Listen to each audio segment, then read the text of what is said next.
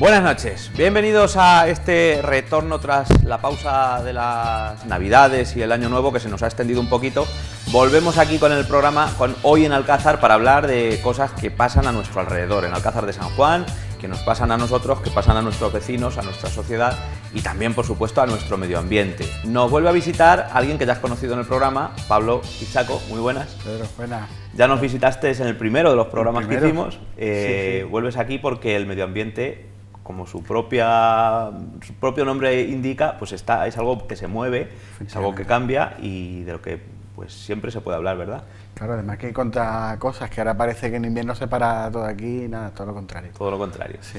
Porque además tenemos que decir que este sábado, el día 2 de febrero, es el Día Internacional o Día Mundial, no sé cómo es la denominación, del medio ambiente. El Día Mundial de los humedales. De los humedales, perdón. De los humedales. Bueno, sí, eso se viene celebrando desde el año 1997. Y fíjate que se llama Convenio Ramsar, un pueblo de Irán.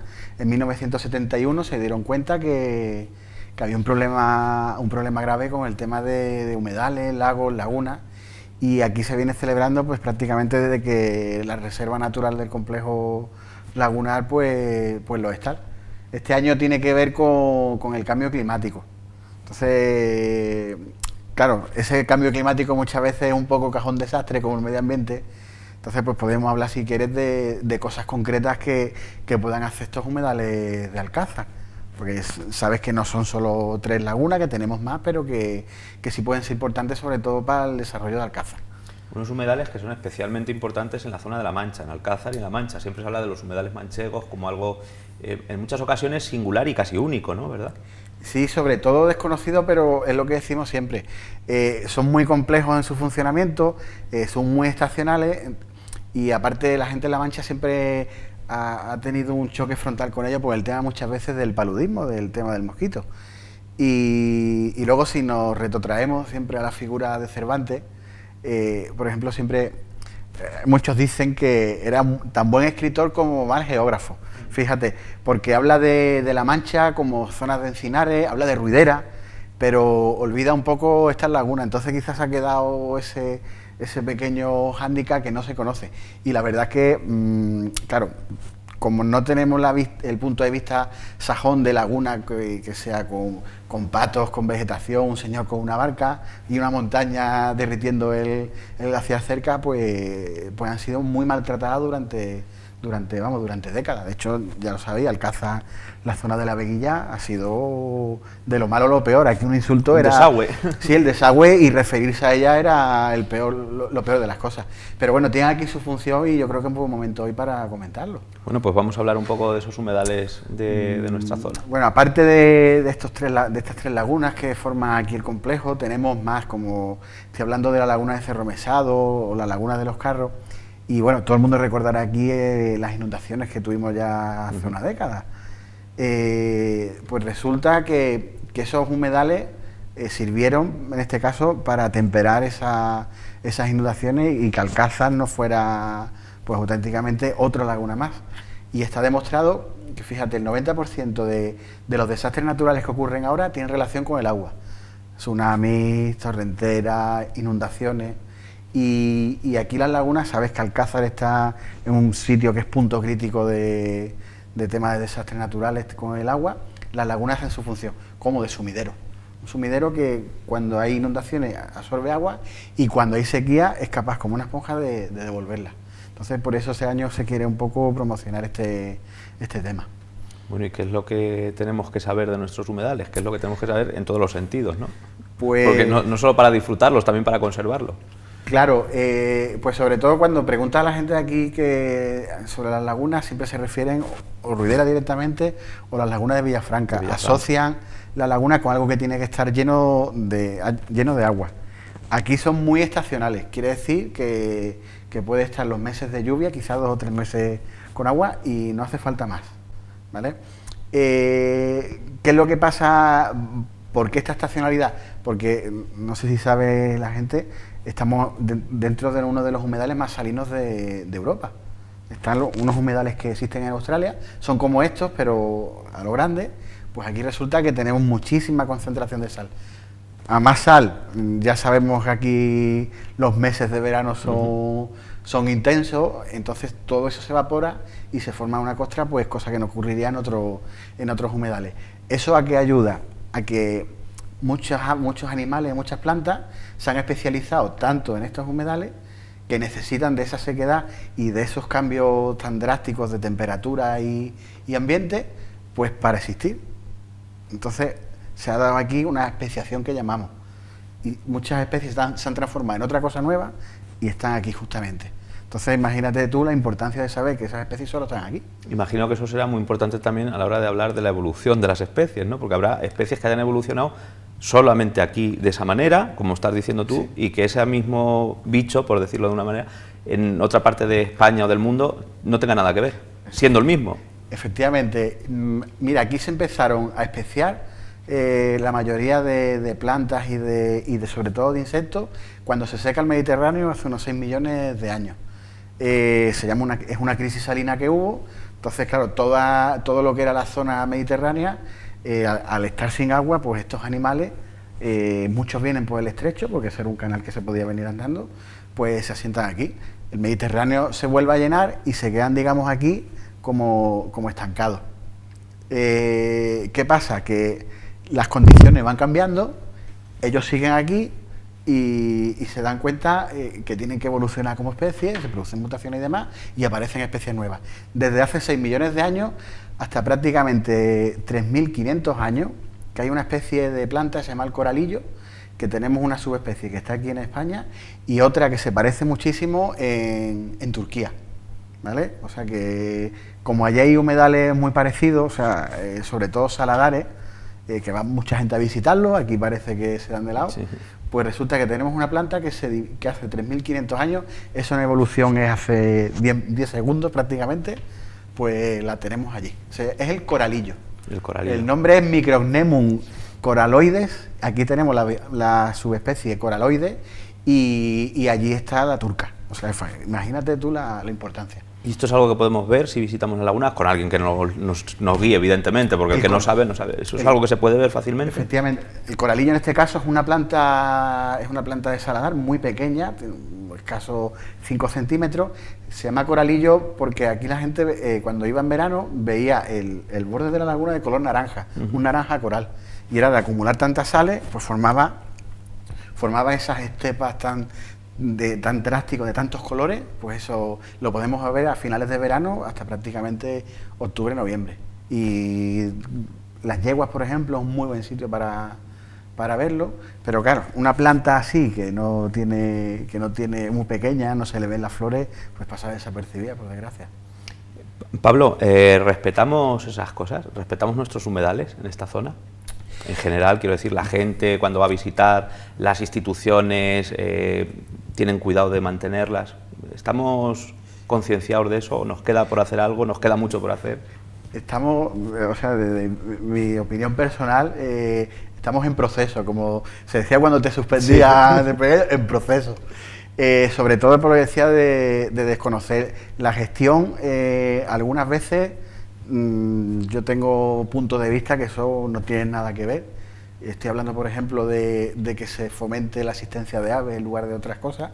Luego, si quieres, picamos un poco ahí. Pero sí, lo que son, por ejemplo, las autoridades políticas, ya sabes, más o menos ya empiezan a tener conciencia. Sobre todo hay que ser muy chauvinistas y decir que lo que tenemos aquí es único para que empiece todo el mundo a valorarlo, que no tengamos que ir fuera, es lo típico. No sabemos lo que tenemos aquí, pero sí nos vamos fuera a valorarlo. Pues aquí 3/4 de lo mismo. El problema, los humedales muchas veces están tan accesibles que hay gente que no sabe que, o sí lo sabe, y puede hacer, o sea, puede degradarlo, incluso cargárselo. Estamos hablando, por ejemplo, hay un problema muy grave con los quads y los coches que se meten lo ven como pistas de derrape. Entonces, claro, la mayoría de plantas y animales hacen agujeros en el suelo, ahí es donde crían. Imagínate el pase de una rueda por ahí, es un destrozo. Pero claro, son humedales, lo bonito de aquí, que son muy accesibles. Eso es la magia un poco de estos humedales manchegos. Su mayor atractivo son su peor peligro, podríamos decir en ese sentido. Sí, pero claro, es que la gente no sabe la suerte que tiene de poder de poder entrar en un humedal prácticamente hasta la orilla. En otros sitios ya sabe que No si se vallas, que si permiso. Aquí pues tenemos esa naturaleza prácticamente a 400 metros del casco urbano. Bueno, eso te iba a decir, y muy cerquita, que se puede salir desde la Plaza de España en excursión andando y llegar a nuestras lagunas sin ningún... Menos de 20 minutos andando para llegar a una reserva de la biosfera en Alcázar, o sea que no es moco de pavo precisamente el tema este, ¿eh? El trabajo que hacéis mucha gente, entre ellos tú también, precisamente de darnos a conocer esto, de hacer excursiones, de hacer visitas, eso imagino que ha cambiado mucho la visión de la población, por lo menos de quienes empiezan a verlo, porque ya no solo el que va, sino el que va y le cuenta a los demás lo que hay allí, ¿no? Yo creo que eso es un trabajo muy importante y que imagino que habrá cambiado en algo nuestra concepción de lo que tenemos. Sí, pues mira, cuando empezamos aquí la visita, el tipo de persona que venía es totalmente diferente al que tenemos ahora. Antes iban, como decía, los 4 gatos que sabían que había algo ahí, pero el boca a boca y sobre todo también la labor científica que hay aquí, que ahora mismo es muy importante, pues claro, la gente se ha dado cuenta de que hay algo aquí que ha estado toda la vida, que están diciendo que es muy importante, pero que ellos han pasado y dicen, si esto es un secarral, pero ¿qué me estás contando? Dice, porque me lo cuentas tú, si no, no te creería. Entonces, claro, cuando lo enseña durante varias épocas del año, porque es que los humedales aquí cambian muchísimo, lo ven, les da sobre todo bibliografía, ya sabes lo importante que es el tema de la bibliografía y la información, pues ya empiezan a ir, cada uno por su cuenta. Y aunque no te cuenten, aunque cuenten cosas que no lo cuenten entero, pero sí llevan, por ejemplo, a sus familiares o amigos y decir, mira, vamos a ir a las lagunas de Alcázar, que hay algo allí espectacular. Te enseñan 3 o 4 cosas y te das cuenta que un paso que vayas por allí, te ves a la gente, como se dice aquí, vacineando por las orillas de las lagunas y algo fantástico. O sea que cada vez hay un poquito más de interés por estas lagunas. Es muy interesante. Los humedales de Alcázar, las lagunas de Alcázar, ¿en qué los destacarías tú o qué podríamos decir que destacan sobre los demás? A lo mejor en fauna, en flora, en paisaje, no sé, ¿en qué podemos decir que tenemos realmente algo único o que merece realmente la pena? Mira, hemos pasado hace unos días a Fitur, ¿verdad? Allí se cacarea mucho el tema del vino, de la Mancha, de los molinos, y en concreto Castilla-La Mancha. Hay un montón de lagunas, hay decenas de lagunas. La única laguna de origen hidroeólico, o sea que ha sido el viento la que la ha formado por dunas que se formaron ahí hace millones de años, está en Alcázar. Ya te está diciendo... Tenemos algo único. Que es la famosa laguna de Cerro Mesao. Además, me obligan a decir Mesao, no Mesado, como que pone...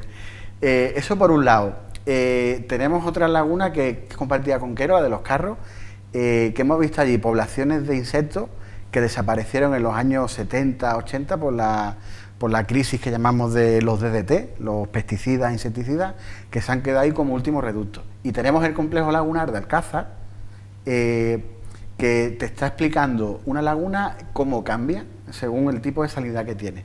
Estamos hablando de la Veguilla, que tiene aporte de la depuradora, que es agua dulce, hay una serie de vegetación allí. Tenemos la laguna del Camino Villafranca, que es casi salina, que vemos allí poblaciones de aves limícolas y demás, y tenemos un paisaje lunar, que además que lo digo paisaje lunar, que es la laguna de las Yeguas, que mucha gente, para ver suelos parecidos, son los tipos Sebca, se tienen que ir al desierto de Atacama en Chile. O sea, imagínate en cuestión de 4 kilómetros lo que puedes encontrar allí. De hecho, la NASA que está buscando vida en otros planetas, está buscando bacterias y arqueas que se llaman, que es muy parecido a las bacterias, muy similares a las que encontramos en las yeguas. Son bacterias que llevan ahí miles de millones de años, que están adaptadas a condiciones extremas, por eso busca la NASA esa vida en condiciones extremas en otros planetas. Esa laguna es la que se queda totalmente blanca en verano. Efectivamente. Que realmente es que parece que es algo creado, ¿no?, por unos estudios de cine para...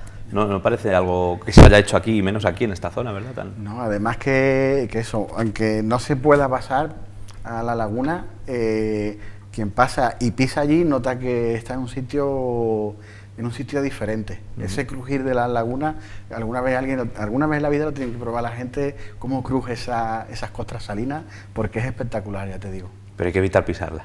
En la medida de lo posible sí, pero porque vayamos una vez y lo sintamos, claro, es la forma de protegerlo, conocerla. Conocerlo. Sí, sí.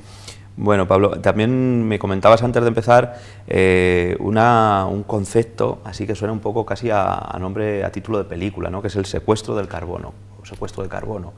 Cuéntanos qué es esto, porque esto también es algo importante. Bueno, secuestro bien entendido, ¿no?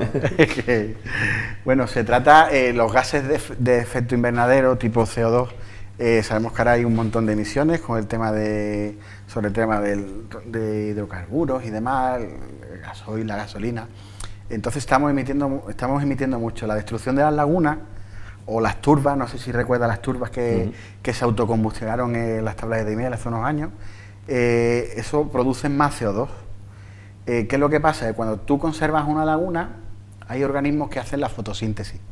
Estoy hablando no solo de plantas, de algas, que aquí hay unas algas microscópicas espectaculares. Entonces, esas algas y esas plantas necesitan CO2. Claro, el CO2 que nosotros emitimos de más, las lagunas son capaces de absorberlo. Si tú conservas bien una laguna, pues te das cuenta que son auténticos sumideros. O sea, que esos gases los está tamponando la laguna y están haciendo un efecto muy positivo en lo que es el tema del calentamiento global. El ejemplo aquí más claro, por ejemplo, sería el de la laguna de la Veguilla, que ya sabes que tiene una corona de vegetación. Pues si funciona bien esa laguna, esas plantas son capaces de retirar el CO2 que nosotros emitimos. Esto es un poco ahora en lo que se va a trabajar en estos humedales. Si están bien conservados, secuestran CO2 y si están mal conservados, pues los expulsan.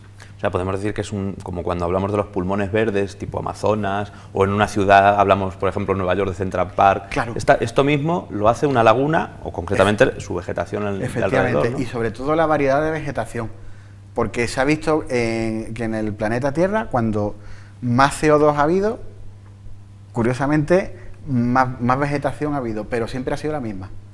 Tipo pinos, tipo cipreses. Nosotros lo que queremos es biodiversidad. Porque imagínate que venga un tipo de hongo, de bacteria y mate a esa especie. Estamos hablando, por ejemplo, del taray. Imagínate que solo tuviésemos taray. Si viene una enfermedad que la ataca, nos quedaríamos sin vida, porque afecta al taray. Pero si tenemos varias especies que sean similares, que podamos intercambiarlas, pues tenemos esa baza. Por eso es buena la biodiversidad.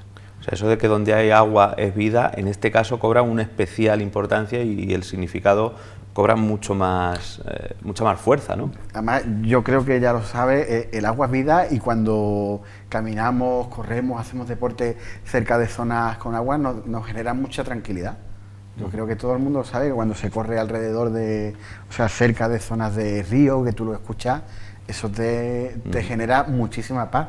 Yo lo sé, y en la vida, aquí la vida salió con el agua y una roca. Muchos piensan que fue un meteorito, pero sí, fue el agua la que empezó a transformar el ARN en ADN, que es lo que tenemos nosotros. O sea que hay que cuidar mucho lo que tenemos y más cuando descubrimos estas cosas, que precisamente lo que unas lagunas como las nuestras nos genera, ya no solo la vida que genera ya en sí, sino que nos ayuda pues a tener un aire más limpio, ¿no?, del que nosotros mismos estamos creando y ensuciando. Efectivamente, y sobre todo la singularidad que tienen. Aquí las lagunas no tienen mucha masa arbórea, no son árboles, pero sí tienen una vegetación tipo gramínea como los albardines, que tú los ves y son capaces de estar haciendo la fotosíntesis durante todos los meses de invierno, cuando lo normal es que aquí en muchas zonas con estas temperaturas tan bajas las plantas se secan hasta la primavera siguiente. O sea que no es tontería lo que ocurre en las lagunas, ¿eh? Y bueno, de hecho tenemos también otro de los asuntos que íbamos a tratar, ¿no? Ese ave del año que cada año, valga la redundancia, nombra el SEO, y hay un ave muy especial que además tenemos la suerte de que lo tenemos aquí también. Sí, el nombre es un poco chorlitejo patinegro. Es uno de todos estos pajaritos que vemos en las lagunas que sí, parece que son algo normal, pero mira, ¿no? Es algo... Pues es un ave que no mide más de 15 centímetros. El nombre científico, fíjate, es muy curioso, es Charadres alexandrinus. Alexandrinus hace referencia al imperio de Alejandro Magno. La distribución que tiene este ave es muy similar al imperio que tuvo este hombre hace ya milenios, y es una ave muy peculiar. No sé si te suena, hay peleas en muchas playas en España porque los kitesurfers y demás ven que hay zonas acotadas porque cría un pajarillo, sí, que ponen, pues estos son este es el cholitejo patinegro. El problema es que hace unos nidos en zonas prácticamente sin vegetación, en la arena o en las orillas de las lagunas, y es un ejemplo de un ave que es capaz de soportar hasta cierto punto la presión del hombre, ¿vale? Cría siempre en zonas arenosas. Y aquí podemos ver numerosas parejas, sobre todo en las lagunas de las yeguas. Entre los meses de abril y agosto crían en los bordes de la laguna, por eso no hay que pisarlo. Y claro, es un ejemplo de que las zonas de costa, si se gestiona mal una playa, claro, si van una excavadora quitando colillas, la excavadora también se lleva, por ejemplo, los nidos de estas aves. Y son aves que depredan una cantidad, por ejemplo aquí, de insectos que pueden ser perniciosos, pues aquí se lo comen que no veas. Picotean el suelo de la laguna y al picotearlo los airean, con lo cual producen que no haya, por ejemplo, infecciones de botulismo, porque el oxígeno permite que no haya botulismo. O sea, imagínate la importancia que tenemos aquí. O sea, que ese pajarillo, para ser tan pequeño, hace el trabajo... Hay corto de Pixar, que es de un pequeño pajarillo, no recuerdo ahora el nombre, es una especie muy parecida al cholitejo patinegro. Y bueno, es un ave nerviosa, no, lo siguiente, lo verás correteando, se para, caza y sigue corriendo. Es muy curiosa este ave. Y todo esto con paciencia y unos prismáticos, a unos metros de aquí, pues lo podemos ver. Pues prácticamente, o sea, podés ver este ave que se puede ver en muchas costas, la puedes ver prácticamente andando aquí en Alcázar, imagínate el gusto que es. También es difícil fotografiarla porque es muy pequeña y son muy asustadizas, ¿vale? Pero observarla con un prismático no tiene mayor problema. Bueno, hay otros aves que a lo mejor también queremos, incluso lo hemos adoptado como un poco símbolo de la ciudad, pero que no es tan bueno como pensamos, ¿no? Estamos hablando de los flamencos. ¿Qué pasa con los flamencos? Porque esos también son unos visitantes asiduos de nuestra ciudad. El flamenco es el ave que más asocia a la gente con naturaleza. Entonces, claro, cuando te das cuenta lo que hacen los flamencos en estas lagunas, tiene sus pros y sus contras. El pro de los flamencos es que hay mucha gente que cuando visita Alcázar quiere venir a ver los flamencos. Ver una ave de 1,40 m de altura, casi 3 de envergadura, a 40 metros en las lagunas, la verdad que impone. Y la cantidad que hay, porque hay muchísimos y es un verdadero espectáculo. Más de 10.000 flamencos en esta zona. Y sobre todo en verano moviéndose por las lagunas manchegas, pero tienen un hándicap, es que las llaman ingenieras de sistemas, ¿vale? Ellas modifican el suelo. ¿Y qué es lo que pasa aquí? La mayoría de flamencos que hay aquí en Alcázar vienen de la laguna de Fuente de Piedra en Málaga. Las lagunas que hay en esa zona son lagunas grandes, estamos hablando de 100 veces más grande incluso. Entonces esa laguna puede soportar la actividad diaria del flamenco, o sea, su actividad diurética, vamos a llamarla, porque es que conforme van bebiendo y comiendo, lo van expulsando. Pero claro, se llaman flamencos porque zapatean el suelo. Al remover el fondo, aquí en la Mancha hay muchas plantas acuáticas que viven en esos fondos y muchas bacterias que son el verdadero patrimonio de las lagunas. Cuando el flamenco pisotea, se provoca una turbidez, se provoca un movimiento de esas bacterias y se modifica para siempre el suelo de estas lagunas.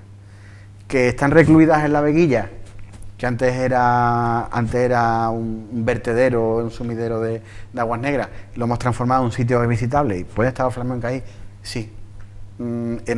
Transformar otras lagunas que son típicas manchegas, que nunca hubo flamenco, para que vengan flamencos, yo creo que no es una... Que sería un error. Sería un error, pero lamentablemente en muchos sitios se está apostando por el turismo del flamenco. Entonces, bueno, otros no consideramos que sea así, pero... Claro, a lo mejor habría bueno, que reconsiderar un poquito si merece la pena traer a unos cuantos turistas a costa de destruir algo que lleva siglos construyendo. Es valorar. Yo pongo mucho la comparación, algunos me dicen, Pablo, es como poner en una rotonda un mapache. Un mapache, a saber, o sea, que son auténticos... En algunos sitios son auténticas alimañas. No estoy diciendo que sean los flamencos alimañas, pero que sí que no son animales que hayan estado aquí. De hecho, hablan en crónicas en el siglo XVIII en Alcázar, que lo llamaban dorales o cagarzos. Hablan como algo que venía de aquí de vez en cuando, como de paso, y nada más. Sin embargo, si fomentamos el chorlitejo patinegro, que sí respeta el entorno de estas lagunas, estamos apostando por algo que siempre ha existido.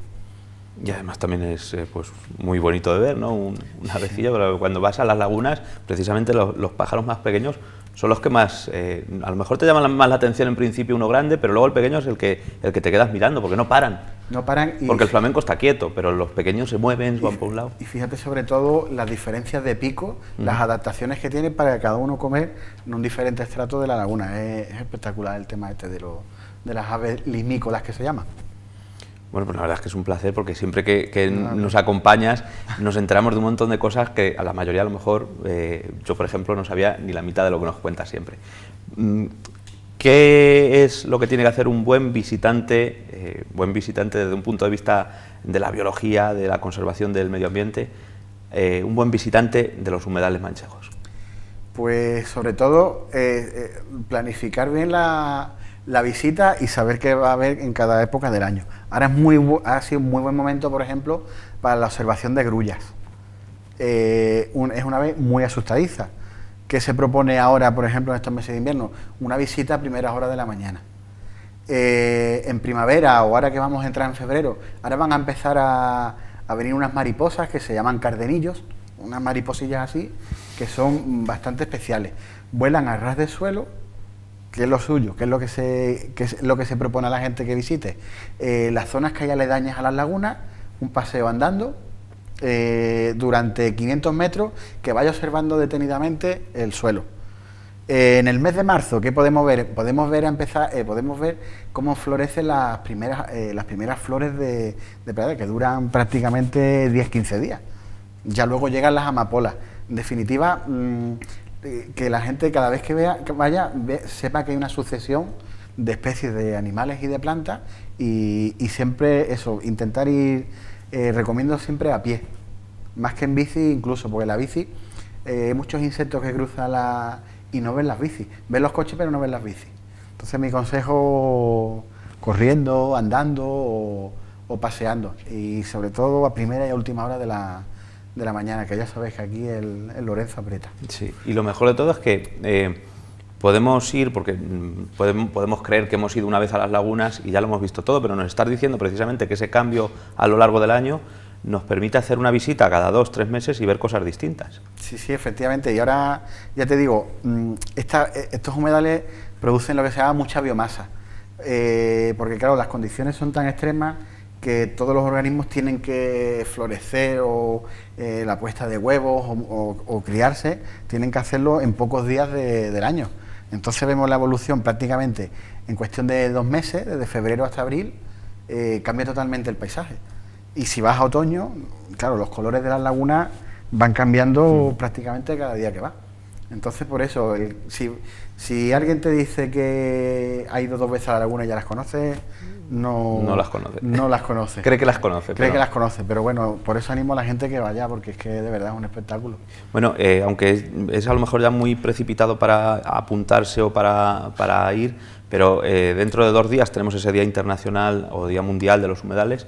¿Hay algo preparado, concreto, aquí en Alcázar, en la zona? Pues lo que se van a hacer es precisamente comenzar ese día a hacer unas visitas a lo que son los humedales para ver diferentes especies en este caso vamos a empezar por aves, para luego hacer plantas, para luego hacer insectos y luego, o sea, para ver grupos de animales y de plantas que van apareciendo en cada época del año.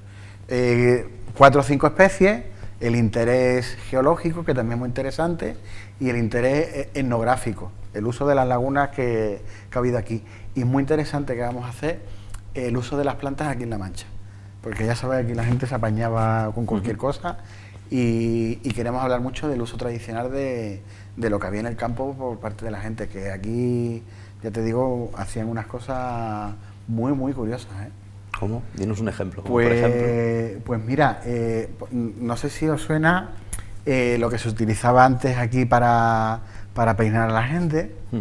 Se utilizaba lo que llamaban la bandolina. Eso es una planta que crece prácticamente a pie de los humedales. Utilizaba aquí la gente para peinarse. Utilizaban plantas, por ejemplo, para combatir el moquillo de los perros. Le ponían por aquí le ataban la planta y combatían efectivamente ese moquillo. Otras personas que eran capaces de fabricar el jabón. Lo de la colada. Lo de la colada es un invento que se hace aquí en La Mancha, porque colaban las sales de esas plantas que crecen con la sal, las colaban y blanqueaban la ropa. De ahí viene la palabra colar. O sea, un uso, las amapolas, que aquí la usan incluso como juguete.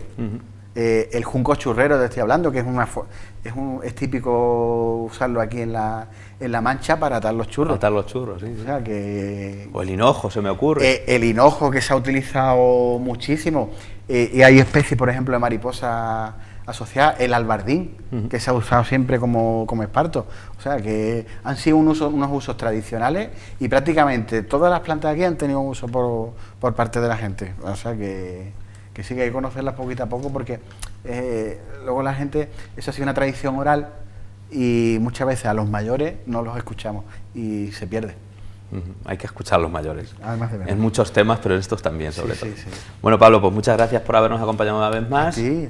Y que, bueno, pues que a ver si aprendemos a conservar esos humedales, sobre todo a conservarlos y a valorarlos. Muchas gracias, Pablo. Y nada más, a ustedes les doy las gracias por habernos acompañado otra semana. Recuerden que volvemos ya a partir de ahora todas las semanas con un tema nuevo. Gracias por haber estado ahí. Hasta luego.